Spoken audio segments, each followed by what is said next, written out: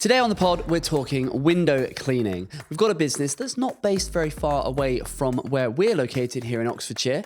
They're doing about £350,000 in turnover. Been going for a little while, but they can't get Meta or Google ads to work at a cost per acquisition, a cost per conversion that works for their business. They've come on the pod to get some tips and tricks on how they can bring that cost per customer down.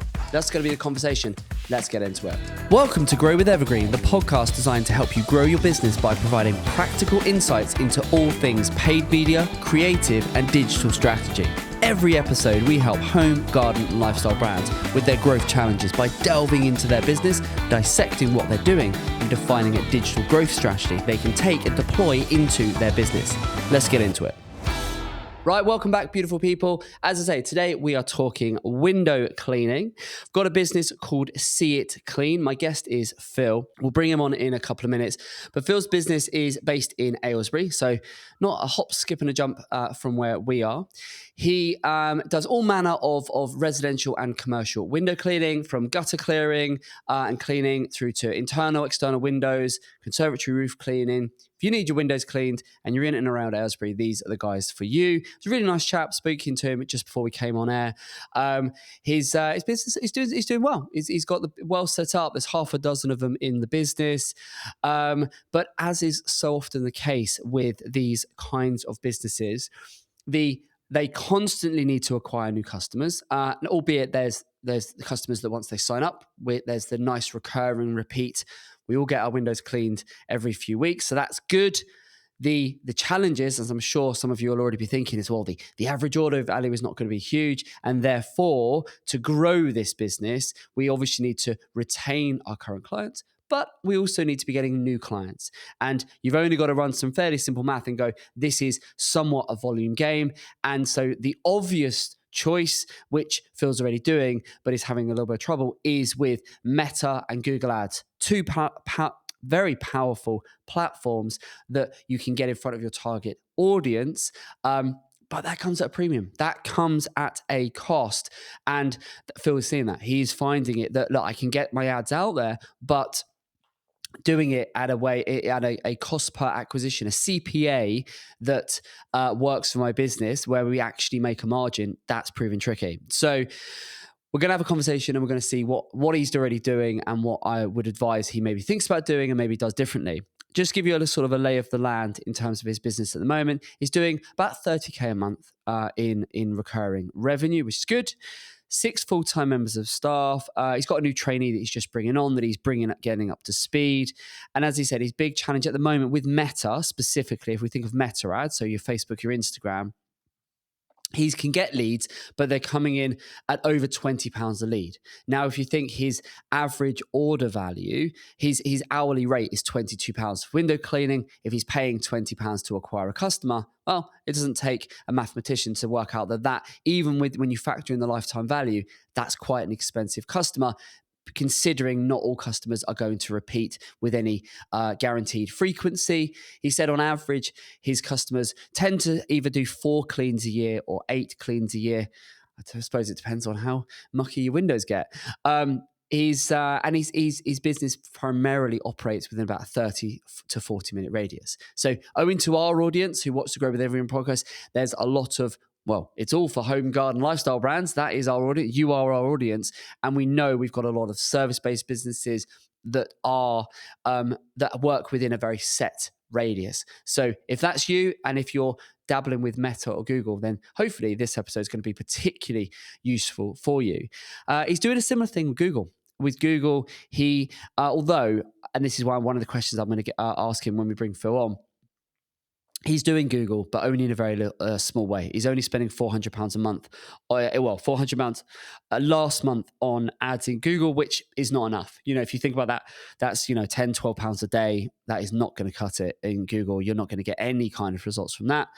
And then the third overall challenge is just that consistent and reliable sources of leads, because he needs to be getting in. I mean, we spoke in the pre-chat.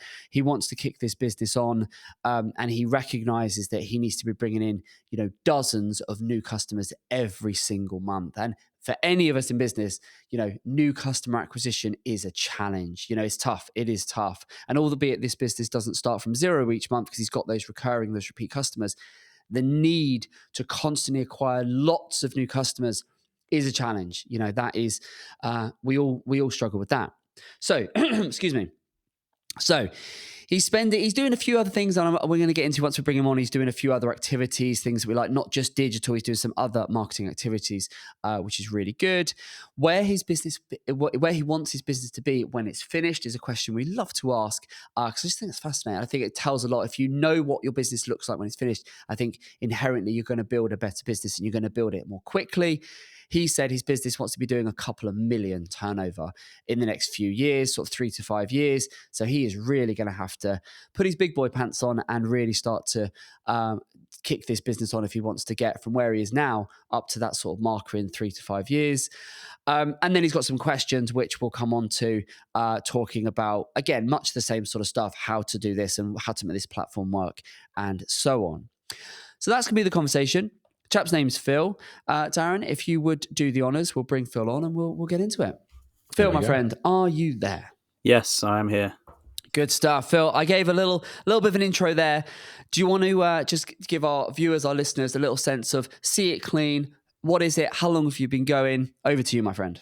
Thank you. Yeah, so we primarily, our core business is exterior window cleaning, but we do offer additional services such as gutter clearing, fascia and soffit washing, conservatory roof cleaning, and internal window cleaning. But yeah, like I said, the core business is exterior window cleaning.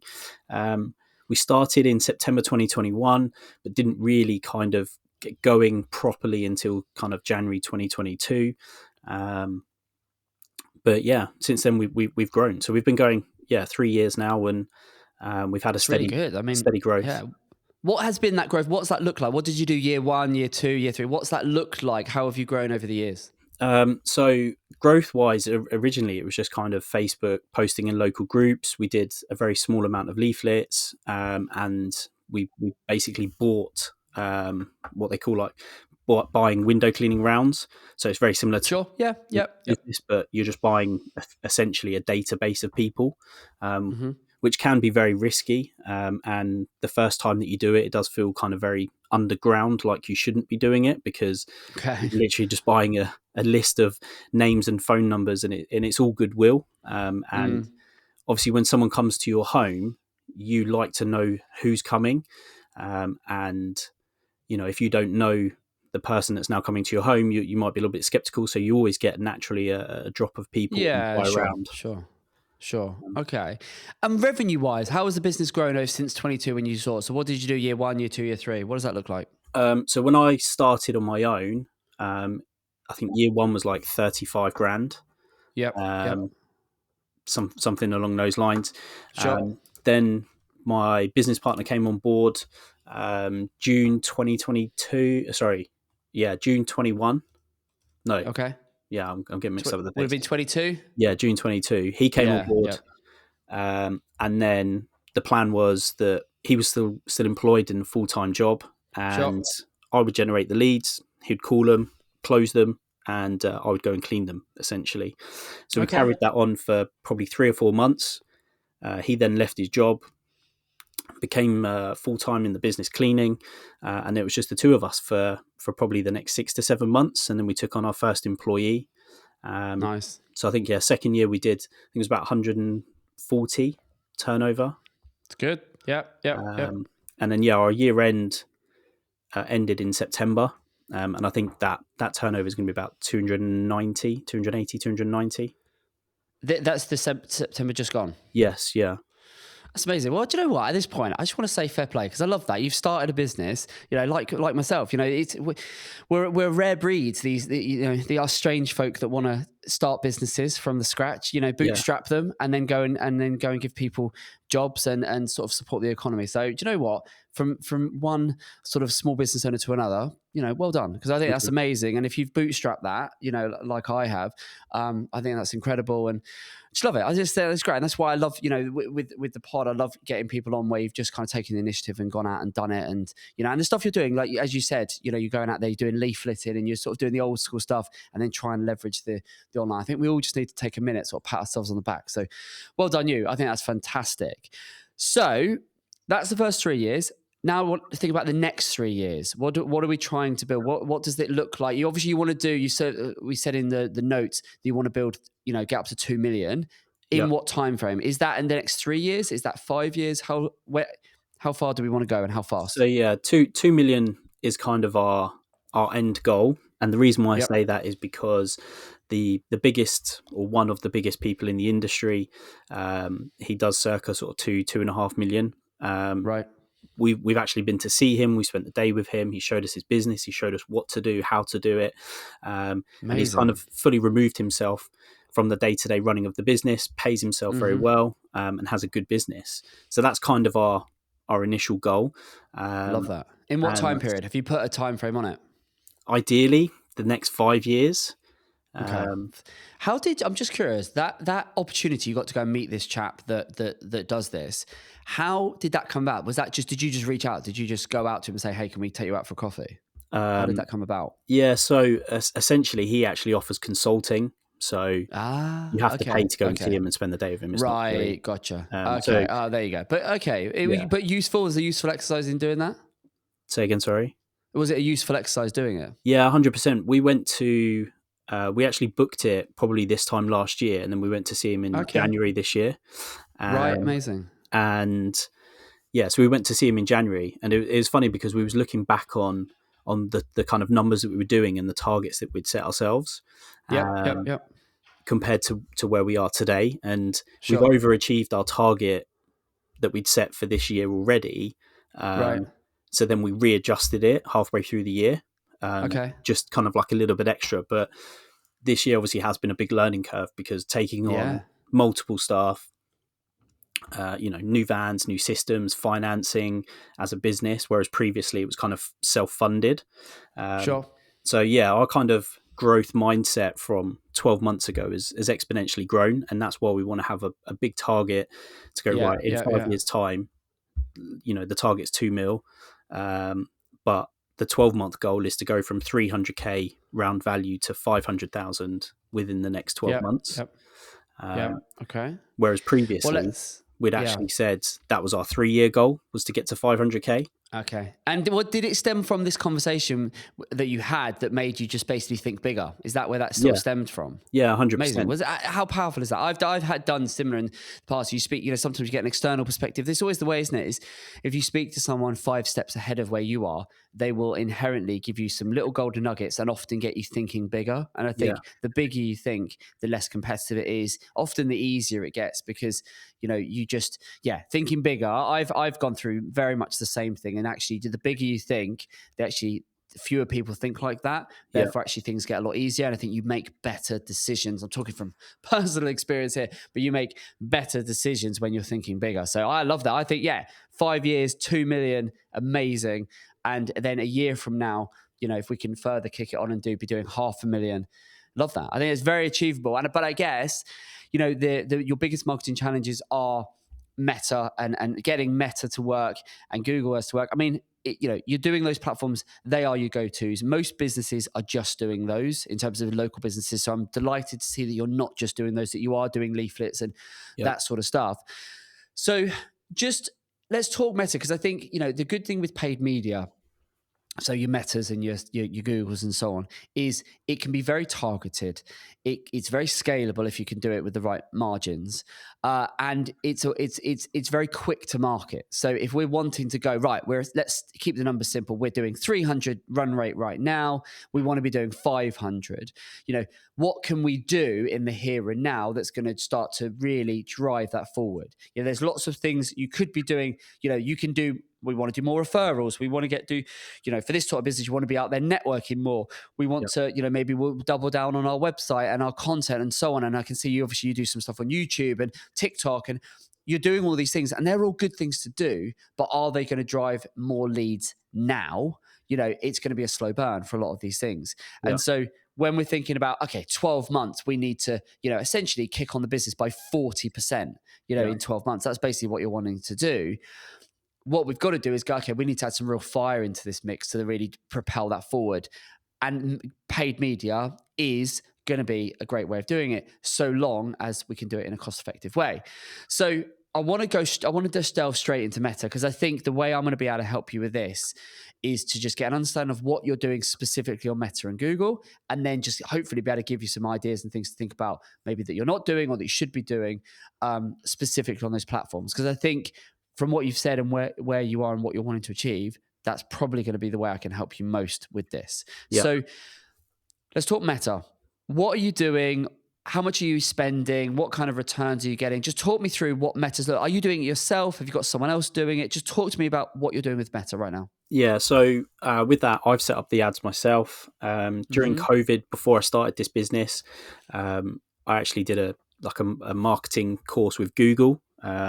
Okay. And because I wanted to learn about it, I wanted to learn about digital marketing and that kind of stuff. So so I run the ads myself on Meta, Okay. and so we had, obviously during the summer months, we can get the cost per lead down to sort of £3.50 to £4 for window cleaning customers, and you probably convert sort of 1 in 2, 1 in 3 out of that.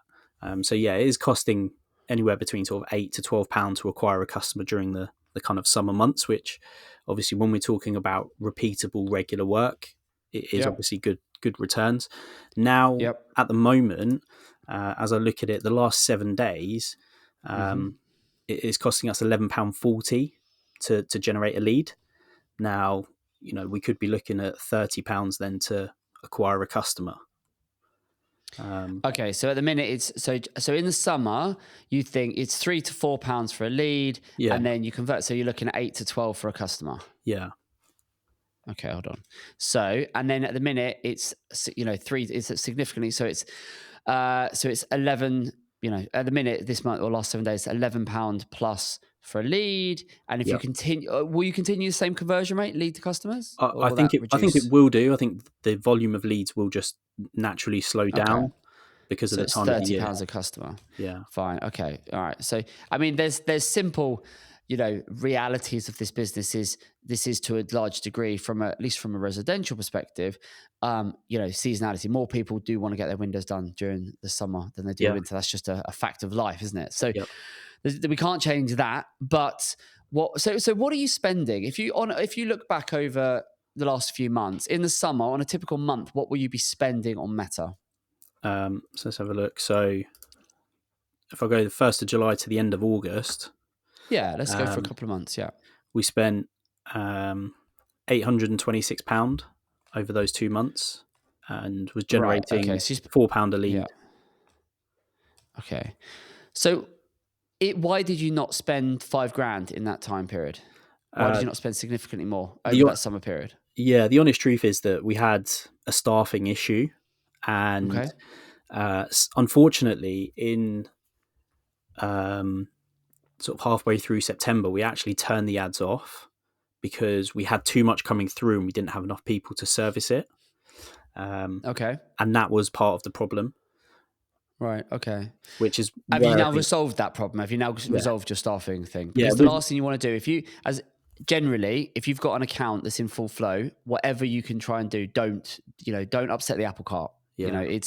That's just as a general rule of thumb. If you've got an account that's flying, that's generating you good quality leads at a good CPA, as much as you can try, as much as you can, try and avoid that, because because when you pause a campaign, you'll kick it back into learning when you relaunch it, and it might get back into full flow, it might not, or it might take a prolonged period of time, and that all has a negative impact on the business. So where possible, just don't pause, don't stop or pause your campaigns. I know sometimes it can't be avoided, but as a general rule of thumb, try and not do that. So, but have we now resolved our staffing sort of issues? And I guess the bigger question from that is capacity. Have you got the capacity to take the business from a 300 run rate to a 500 in the next 12 months? We do. We would need to take on someone else, probably sort of the middle of next year, the summertime next year. From someone coming in, from you recruiting someone to then them being in full flow and being able to add maximum value, what is the lead time on that? Probably 3 months. Okay. So you're going to need, so you need to obviously just be mindful and be factoring that in terms of but in terms of so if we just keep the math really simple, so if we're doing 300 now, do you think you can get to 400 run rate without increasing headcount? Yes. Okay, fine. So if you look at the last 12 months, what have you spent on Meta in total? That's a great question. Let me have a look. So we probably wasn't really spending a huge amount at the beginning of the year.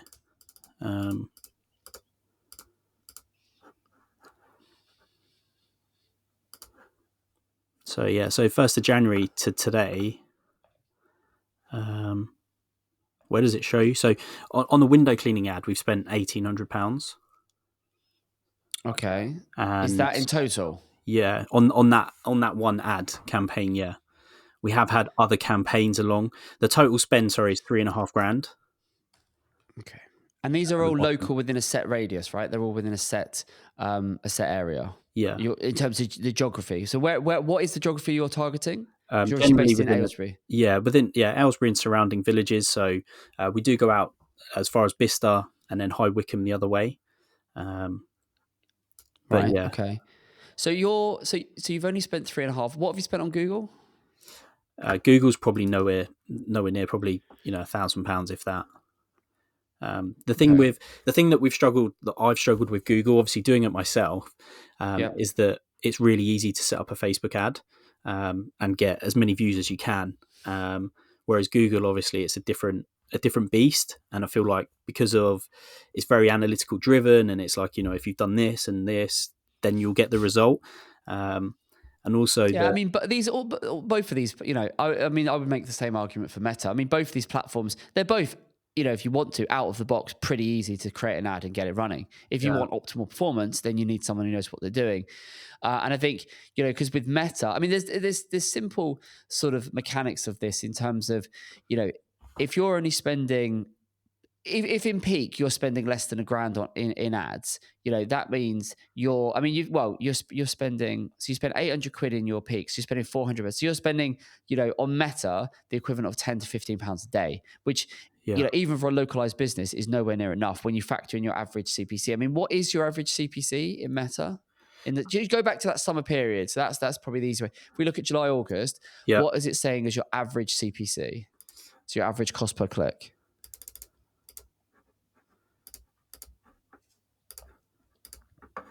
I can hear you clicking and you're figuring this out now. But it's it's good. Yeah. While we're waiting for that, so I've just looked at all time on Google. So it says from the 4th of September 2021 until now, and we've spent £3,000 total. Oh my goodness! Yeah, and that's what I'm saying. We've never really got involved with Google as much. It's always been Meta. And I think there's a combination now, and I'm going to come on to what I would recommend for this, but I think there's an element of, look, with Meta, as we go, let's look at Meta first. So with Meta, it's very powerful. The good way to think about Meta is interruption marketing, right? Yeah. So, they're not looking, they're not searching, they're not saying, hey, I'm looking for someone to clean my windows. So you're interrupting them. So it could be great for capturing the right person at the right time. I think, actually, do you know what? Oh, it's a local company. I will have my windows cleaned. So it can be very good for that, and it's going to be a great way of spending leads. You're not spending enough, is the long and short of it. If you're only spending 400 quid a month, give or take, in your peak season, that is nowhere near enough to get you the volume of leads in. And this is just you just spend more, you're going to get a lot more. Simple math. So there's no way you're spending nearly enough on ads straight away. What is that CPC? Have you got it? Yeah. That's going to feed in some of the calculations I'm going to do. £1.22.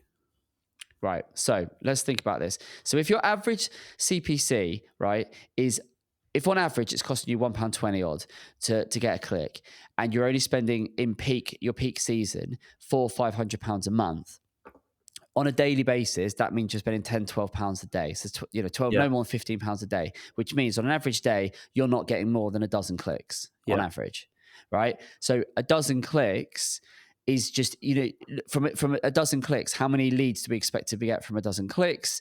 Which means, and then from a dozen clicks into the X number of leads is for how many customers. So you're just not getting enough volume in at the top to get the right number of leads out. And with all of these systems, the more you can educate the algorithm on that this is what a conversion is, the better. So have you got Meta tracking conversions, so leads for you? Be it phone call, form inquiries. How is someone getting in touch and registering as a lead on your Meta account? Yeah, so when we're running the actual Facebook ad, we're using the lead form on Facebook. Okay, fine. So, and that's what is that the only goal? That's what you're tracking as the goal? Yeah, and the reason why we decided to do that was because we found that the cost per lead obviously went up if we directed them to the website versus if someone clicks the lead form, it pre-populates most of their personal information. It's easier. It's easier. And do you find you get much spam in there, or is it good quality stuff? It tends to be okay, yeah. Okay. So, and how many on an average week, how many lead forms are you getting submitted in the summer? If we're thinking like July, August, how many leads are we getting in? Well, in July, new customer signups that have on our system. So we use a CRM system called Squeegee, which obviously is designed for window cleaners, right? Yeah. But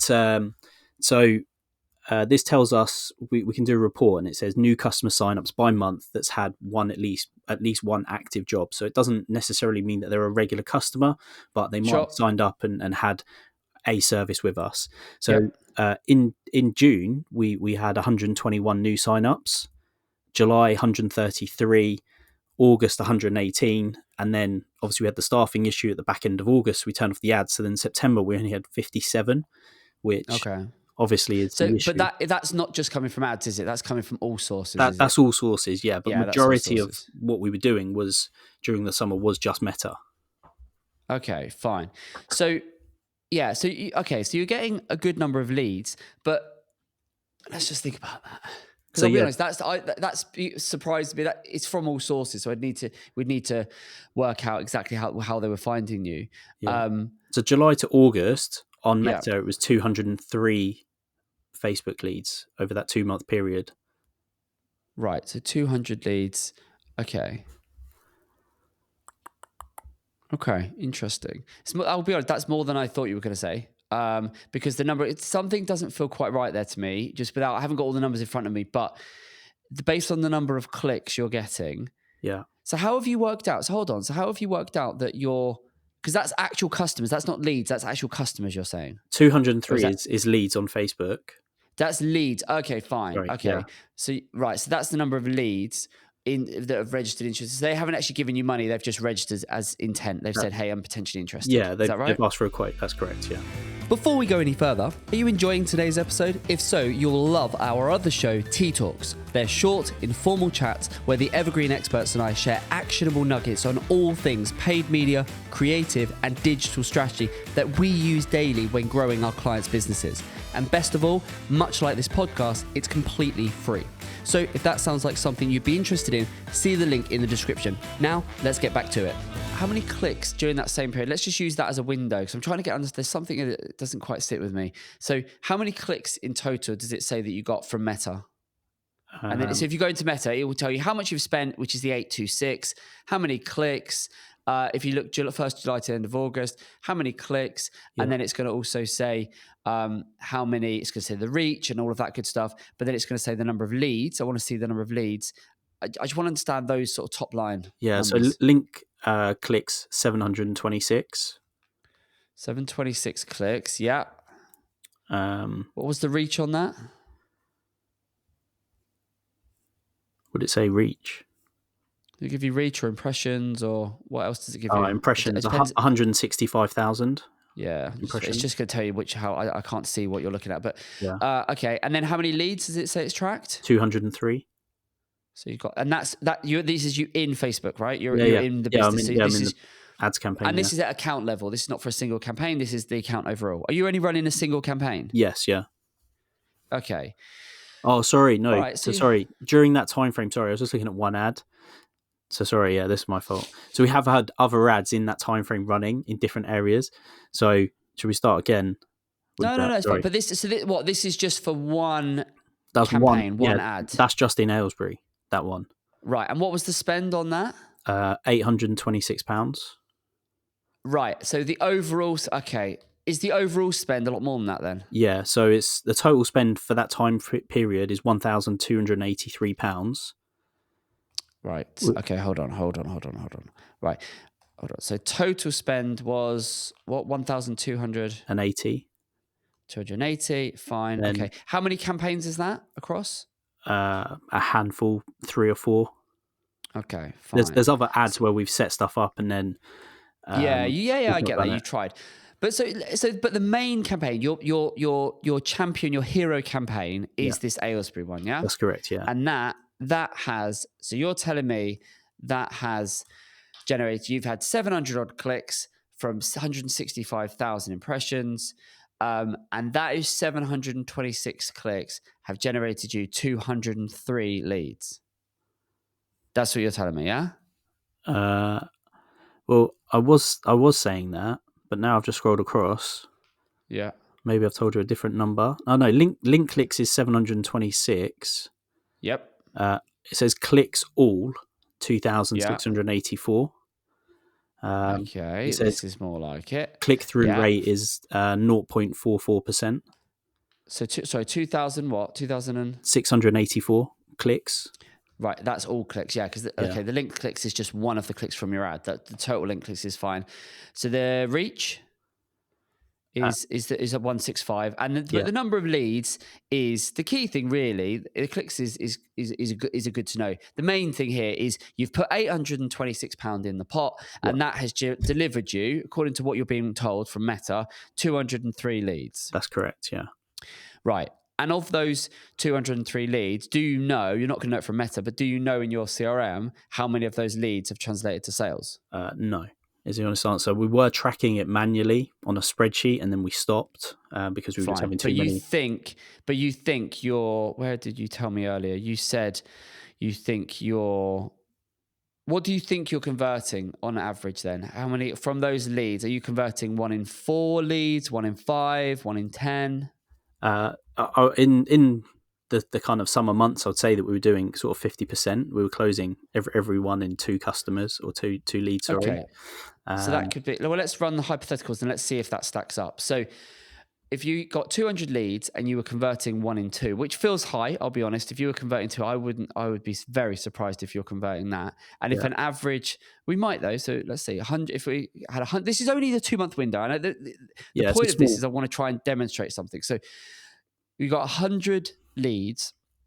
Sorry, 203 leads, which is basically 100 customers. Now, on average, those customers you said are, what's an average customer worth Uh, in a per, single per year, or a transaction? single transaction is a Yeah, minimum of £22. So if you said average of 25, right. So if we said, yeah, so 25, so that, I mean, that's simple math. That's 2.5K. Now, if we look at the average order value, the lifetime value, that could be anything up to a couple of £100 for an average customer, because some will stay with you beyond a year. yeah. I mean, we've Right. had some customers that have been with us 3 years. You have some that Exactly. come and they say they want it regular, and then they cancel on the So second the clean. lifetime value, this is a no-brainer then. So Yeah, this is, if this was my business, I'd be scaling this into the hill and back, yeah, because essentially on a single transactional value, if the numbers are right. So if you are indeed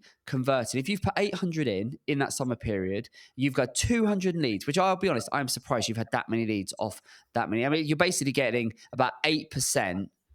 You're getting about 8% lead conversion rate from the total clicks, 7 to yeah, 8%, which is really good. It's the typical sort of thing you would see from a lead form on Facebook, because you remove a lot of the friction. So you're getting 7 yeah. 8% click-through rate in terms of from impression click to lead. Amazing.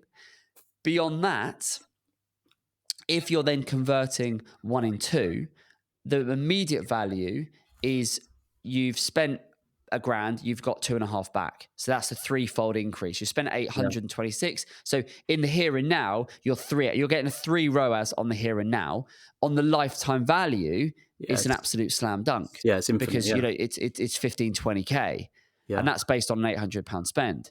So I guess the question is, what's holding you back from just whacking up the spend? Well, obviously, as I said, during the summer, it was the staffing issue. Yeah, yeah, yeah, and the capacity at the time, which now yeah. we've rectified. Long story short, we had two guys working for us. One left due to personal reasons, and then the other one decided that he wanted to train as a plumber. So over the Okay. space of 2 months, we had 2 people leave, and we had to replace those 2 people. But Gotcha. Yeah, no, this happens. but those This, two this happens, doesn't guys it?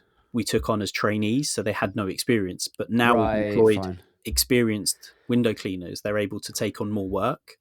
Fine.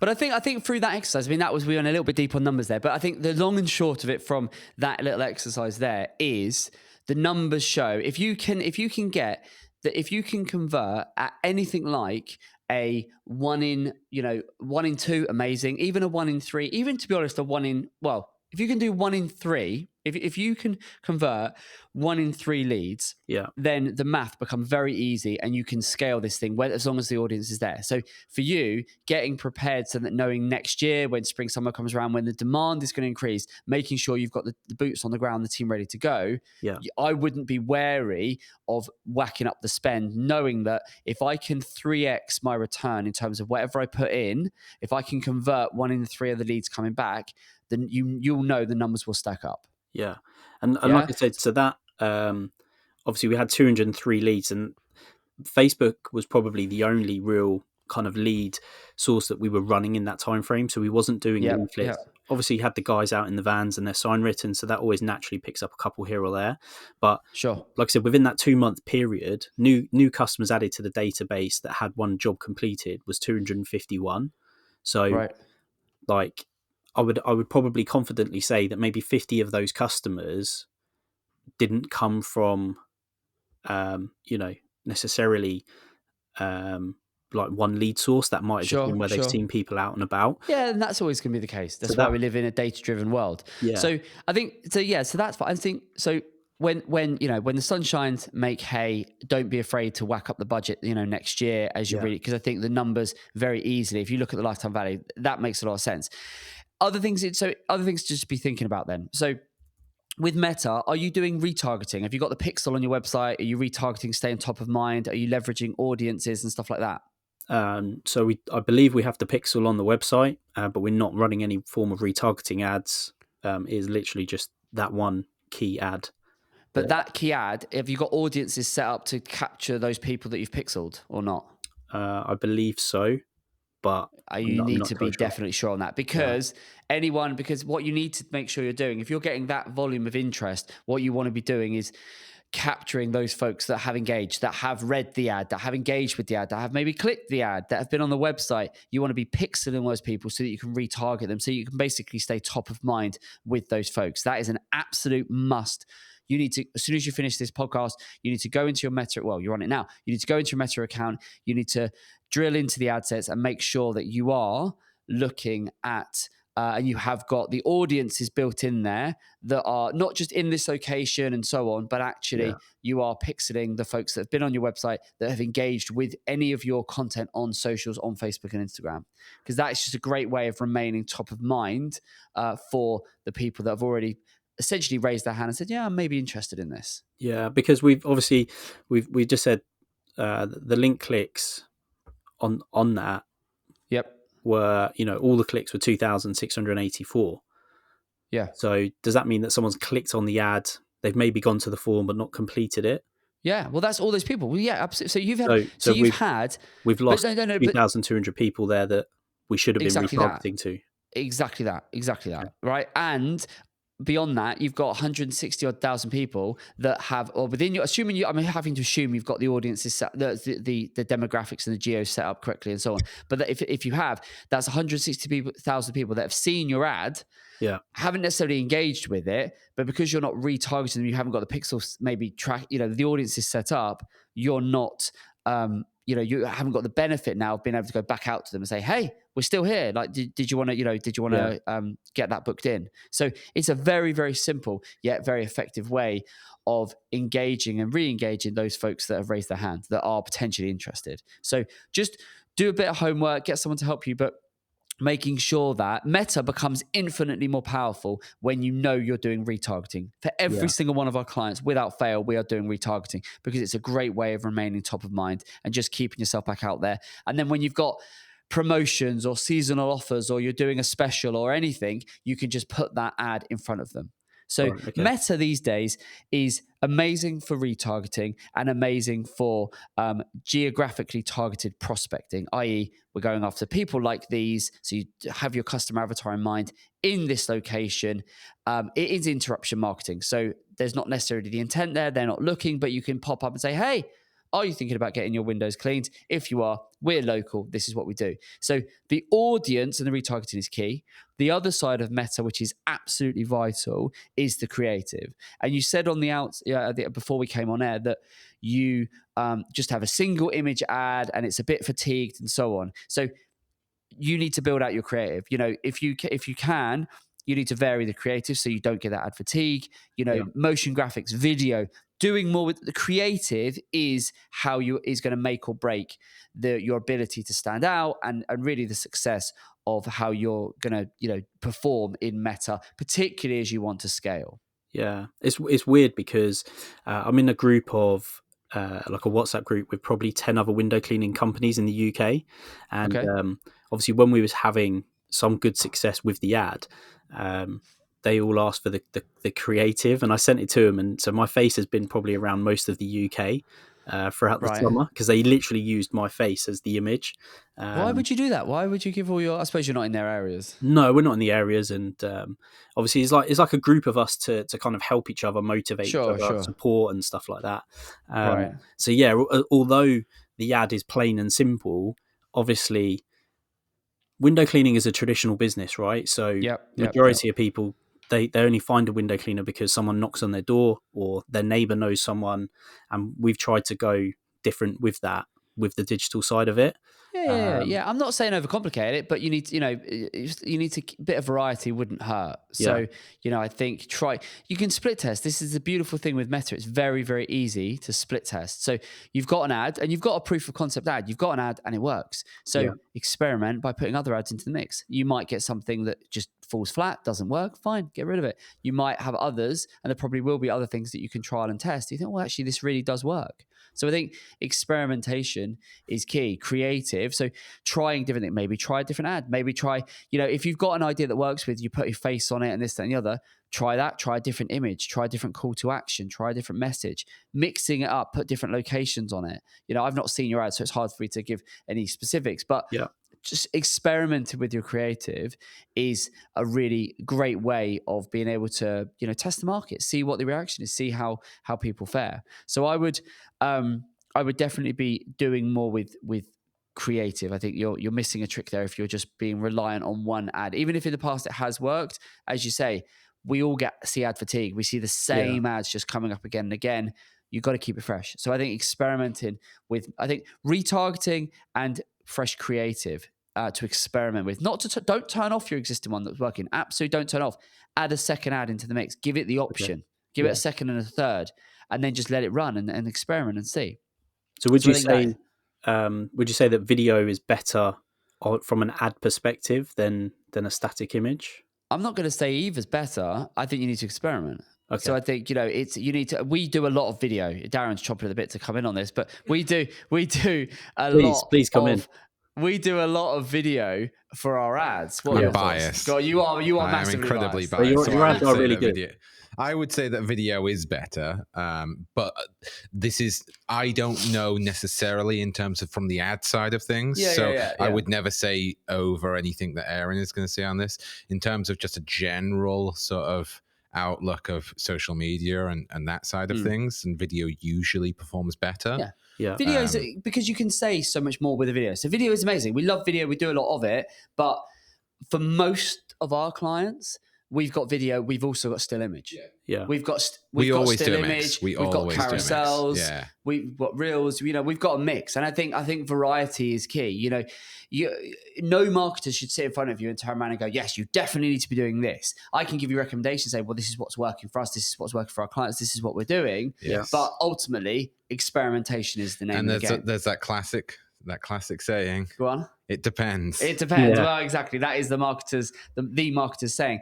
It is going to depend, but I think experiment. I think I would, if you've got an ad that works and has been working, I would leave that thing running, absolutely. Yeah. But I would also think, do you know what? I would look at the characteristics. Okay, so it's, you know, people, the best ads on Meta are the ones that don't look like an ad. Right. Yeah. I just did a talk last week as we were recording this about humanizing your brand with video, right? You can do with video, you could do it with image, putting a face on it, because your industry is one of those businesses where it's, you know, the local company, they know you, you know them, they know you. You're on first name terms. It's a personal thing, right?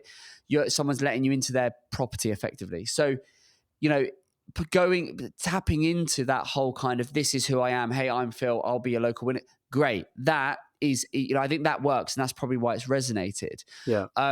So try a couple of different images, try a different couple of messages, different couple of calls to action.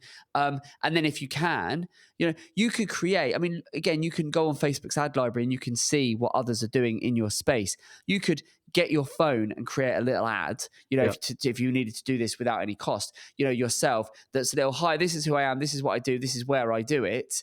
You know, and this is how much we charge. Get in touch. Really fun and friendly and relaxed. You could put that up. You could make it an ad. It wouldn't necessarily look and feel like an ad. It'd probably do quite well because it's a personal thing. So I think not being afraid to humanize the business, whether it's through video or still image, I think it's a really good thing. And that sounds like, without seeing it, that sounds like what you've already done. And it's probably why it's resonated. Yeah. Do you think like UGC content is good for ads? I think we're doing some use. I think what we're doing is, some of our clients, we're leveraging their UGC, but then turning it into an ad, aren't we? Yeah, I think that's what we're doing. I think, again, I'm going to come back to that classic saying, it depends. Yeah. I think in your sense, I don't know if that's going to be as useful. What could a UGC do? That's the thing. Here are my beautifully clean windows. Yeah. Why do I care? It's kind of that. And I think it's more for product-based things. I think so. Yeah. I think for you, keep it simple. Don't overcomplicate this stuff. You know, ultimately what you do is it's window cleaning, right? So let's not overcomplicate it. Everyone needs it, which is a beautiful thing. You know, as long as you're operating in a place with lots of chimney pots, great. There's always going to be a demand. You know, your business is completely recession-proof. People are always going to want their windows cleaned.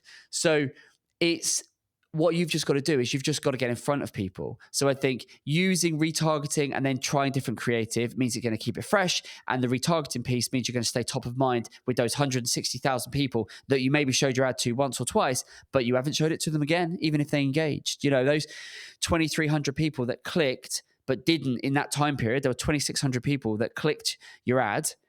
Only 200 of them or so got in touch. So you got 2,300 people that didn't ultimately become a customer or become a lead. Yeah. If you were doing retargeting, you could have then stayed top of mind. And even if we gobbled up another 10, 20% of that traffic, that would have been a lot more customers and got us a lot further towards that, you know, 500,000 target and beyond. Yeah. So that's an easy win. You could you could go back with a little bit of work. You could get that going today. Yeah. Then beyond that, creative. Think, right, I'm going to take a couple more selfies, or, you know, when you're out and about on a couple of jobs, take a couple of pictures. I mean, literally, I would have like a cloth in your hand, or the whatever you call it, the squeegee thing. I would have, you know, that, like you've done on the other one. I see on your website, you've got a couple of selfies with your thumbs up and stuff like that. Yeah. Those are the sort of ones with a call to action. Try a different message. I would maybe try doing some things that feels very much in the moment. So, you know, like an October special or a November this or a December that. Like, you don't really have to do anything additional discount, but make it just feel very of the moment. Yeah. You know, just different ways to, because it's as much about the image, but it's also about the call to action you're putting on it. So the messaging you're wrapping around it. Are you changing the messaging? If I was to see your ad right now, does it just have is it like an evergreen ad? Does it have, is it just completely future proofed? Yeah, it's just evergreen. It just says regular and reliable window cleaner, and then a list of the towns that we cover. Fine. So that's fine. And there's nothing wrong with that. And that's your mainstay campaign. But Yeah. experiment with maybe different creative and different messaging as well. Yeah. Okay. Because that, again, is just going to, put something, special for, this month or for that month or for Christmas, or get, and have not just, excuse me, not just the month, but also the season. Go tap into, get your windows cleaned for Christmas or for this or for that. Yeah. Yeah, for sure. Yeah, 100%. I mean, the targeting that we've done, if I'm honest, is very basic. It's like 25-year-old up within that geographical area. That's the only targeting. We've tried to go in the past, like really detailed, that if they like John Lewis or Marks and Spencer's, that kind of thing. And it's never really worked. So we just tried to keep it as simple as possible. Yeah. I'm all for the KISS, right? Yeah. Keep it simple, stupid. I'm all for that, keeping it simple. But I think keeping it simple, but working a bit harder. You haven't got to do a huge amount here. We know the numbers stack up. We know the summer's going to be busier than the winter.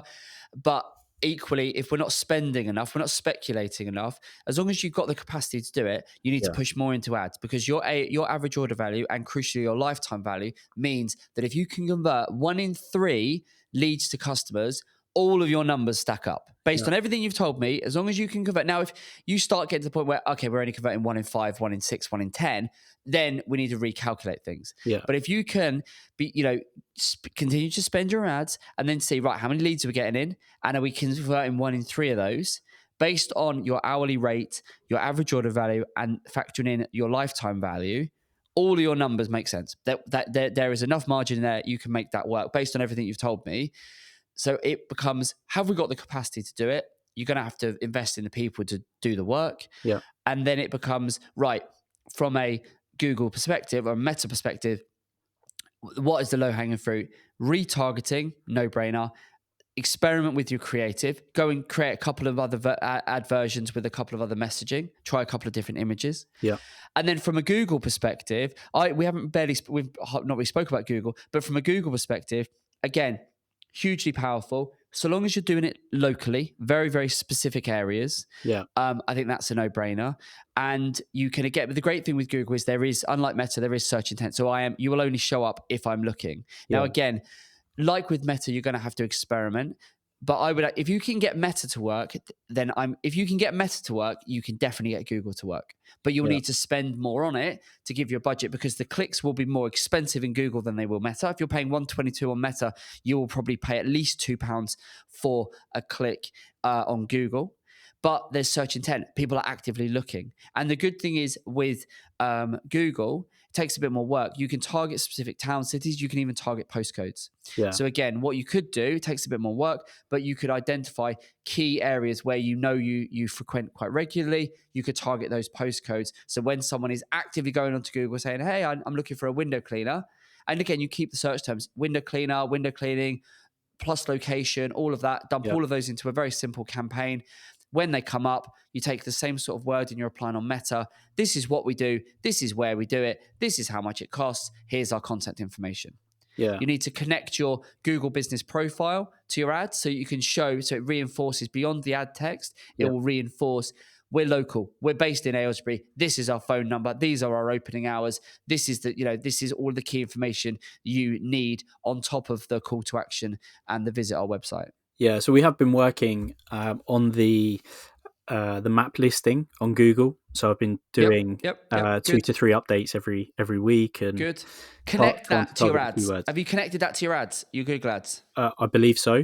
I'm not entirely sure, but I believe so when is. you go into, are you managing your own Google ads yourself? Yes, at the moment. Right. So when you go into your Google ads, you need to go into the on the left side, you've got the campaigns, the ad groups, the ads. Yeah. Down on the left side, you'll have assets. Click into assets. In there, you'll have a list of all of the, it used to be called ad extensions. It's all the assets now that's in there. In there, there'll be a blue plus icon. You're going to want to have call outs, site links, location extensions, phone number extensions, basically any and all extensions or assets you can now add to your campaign, the better, because it all gives you increased real estate on the search results page, so that when someone in your target area searches, you come up, they get not just the ad, but they see all the additional bits and bobs. Okay. And there's a few steps you'll need to go through to connect that, but make sure you do that. It's such an easy way. And so often we see local businesses like you, they go, well, I'm running an ad. But then we look at it and go, yeah, but you haven't enabled all your assets. So Google's giving you these options. So you could have call outs that says, I would have a call out for every location that you operate. So I would window cleaner at Aylesbury, window cleaner in Wendellbury, in Princess Risborough, in Tame, in Ashton Clinton, all of these locations. Yeah.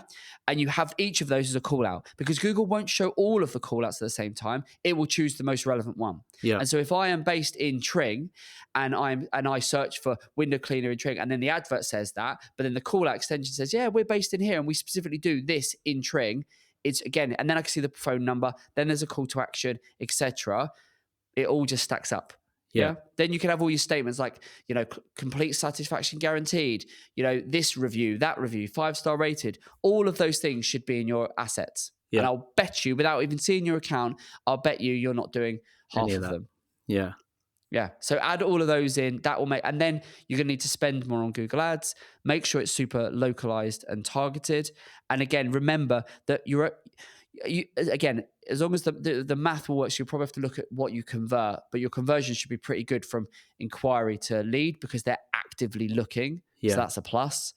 And also by adding in all the assets, you're actually making it far easier to get in touch, because a lot of people, I would imagine, will just call you up. Yeah. You could add your phone number. I'd add the email as an extension as well. Make it super easy. So don't rely on people to come onto the website and get in touch with that. Make it so that they can just search on their mobile, see the number, click it, bang. Yeah. So I would have click to call as a conversion goal, email as a conversion goal, form inquiry as a conversion goal. And all of these conversions will feed Google and go, okay, I can see that this is what people are wanting. We just got to put ourselves in the mind's eye of our target customer and how they want. Not everyone's going to take the time to go on the website, look around. They don't really care, frankly. They're just going to want to go, phone up. Can you do it next Thursday? Yeah, great. What's it going to cost? Done. Thank you. Bye. Yeah? Yeah, perfect. Thank you. Make sense? Yeah. Good a stuff. lot of work to do. Right. So there's a few things. I don't think there's that much. I think everything we've covered here, you could you allocate one day to this. Yeah. You could smash out all of this. Okay. I don't think it's that much to do. There's a few bits and bobs, some housekeeping, sorting out the pixel, get your retargeting set up, and then go and add your assets into Google. I think doing those things is gonna improve the business, and I think those things alone will take you to 500,000. I don't think you need to, and as long as you're putting more, you're fueling more fire, you're putting more budget into it when times allow, assuming you've got the capacity to do it. The other thing I do, one passing thought I want to do, which is completely non-digital, is you're doing leaflets. When you go and do a job, are you making a point to put leaflets through and make it known to all of the neighbours, 5 houses either side of the person you're doing, that you've just done their windows? Are you doing that? So no is the short answer. When obviously I was doing it and I was doing the cleaning, then yes, that would be something that we would do. Right. But currently, I don't believe that the guys are doing it. Why? Do you not think that would make a good idea? Yeah, 100%. Obviously, the increase in volume for them is that obviously they want to get through the work, and as soon as they got through the work, they can go home. From their perspective, I spoke to them yesterday about, if they finished at say 2:00, if they wanted to then go and knock on some doors, that obviously we'd pay them commission, and they were just like, well, look, be honest with you, no. I'll tell them my job, I don't want to do it. Yeah, you say exactly. Well, I'm not surprised if you say, "Would you want to?" Of course, they're going to bloody say no. I would make this an absolute. If this was my business, I would be making it mandatory that every job they do, every single house they do, right? You just say to them, you go 5 doors to the left, you go 5 doors to the right, and you put through a leaflet. And I'd probably get a little custom leaflet made that says, "We've just cleaned your neighbour's windows. If you want us to do the same, give us a call." Blah blah blah. Put a little thing on it. That is marketing 101, my friend. And you say you do the job. The job is not finished until you go 5. It's going to take them 10 minutes. Not even that. 5 doors to the left, 5 doors to the right. And you have it, but you say, you put it a nice big, you use your brand, your pinks and your blues. "We've just cleaned your neighbour's windows. If you'd like us to do yours, it's £22 an hour. Call us now." This, that, and the other. Put whatever you want on it. We do this. Here's a list of all the services we do. Make it. Don't give them the option. Make it mandatory. This is what you have to do. The job, you haven't completed the job, and if you have to pay them an extra £5 to go and do it, make it. That is you are gonna make money if you do that. Instantly make money. Okay. Yeah, we'll definitely do that. And the other thing, again, we've run out of time, but the other thing is, and maybe this is one. I'll tell you what, actually, come back on the pod in 12 months from now, when you've got this business to be on 500, implement everything I've said, and I can pretty much guarantee you're going to kick this business on beyond 500. When you've done that, reach back out, come back on, because then I've got a whole bunch of other ideas of how I would take this business up to over $1 million, and that is based around commercial, which we haven't even got near, and we're not going to get time to today. And I've already given you probably half a dozen things to do. Yeah. How does that sound? Yeah, it sounds amazing. Yeah, thank you. All right, buddy. Well, look, Phil, really appreciate you being on. Hopefully it's given you a few bits there, food for thought, things to do. Promise me you're going to go and implement those things that we've covered. 100%. Yeah, 100%. I mean it, because honestly, just do them, because you're a small business. I love the fact you've been going a couple of years and you've bootstrapped this. You go and do those things. You will increase that revenue. You will get above $500,000. And when you do, I want you to reach back out to me, and then you can write us a really good testimonial and say, I listened to this guy, and now look, I've got my business over $500,000. Yeah. And I think you do that. I think in 6 months you could be there. Yeah. Good. All right. Excellent. Yeah, no, I appreciate your help. Good man. And, thank you for your time. Pleasure, mate. Thank you so much for being on the Grow with Evergreen podcast. I really appreciate it. We'll speak soon, buddy. Yeah? All the best. Take care. Thanks a lot. Cheers. Bye. Thanks so much. That was Phil. Window cleaner. I don't think have we had a window cleaner on before? I don't think we have. I don't think we have. No, which is quite surprising. There you go. But he's a business that could so easily. The more I got into that, it took me a minute to get. Do you know what? For the first 20 minutes of that pod, I was just trying to get my head around the numbers, because with that one, it's quite different to a lot of what we do. It's quite a bit smaller, and the average order value is actually, quite minimal, and so for us, average order at 22, that's quite low, So actually, initially I was thinking, how are you going to approach this? Because actually, with such a low order value, typically for a lot of our clients, that kind of rules out the metas. Unless you get serious volume, meta's going to be difficult. Sure, yeah. But actually, then when, if he's converting anything like what he is saying he is, and factoring in the lifetime value, suddenly that completely changes the game. And I think there's something in that for people listening and watching, is depending on what your business is. If you're a localized business, and it's so often the case that the first transaction might just about pay the bills or might just about make you break even. But actually, if, as is the case here, you've got a good lifetime value and someone will stick with you for a year, 2, 3, and repeat buy with you with a level of frequency, focusing more in on what that is than the first transaction completely changes how you approach marketing this business. Yeah. And we've got what I was thinking as we were talking for a lot of that was, we have quite several businesses that have subscription models, whereas actually we're promoting products and services, they're subscription based. And you'd go, well, actually, to buy a customer for a subscription, that doesn't make sense, because for the first transaction. But the subscription, if they're buying every single month, yes, and then you then go, well, I can times that by the average customer being with us for 8 months or 9 months. Suddenly, okay, I've got that £20, that £50, but actually I can times that by 8 or 9 or 12 or 15. Yeah, true.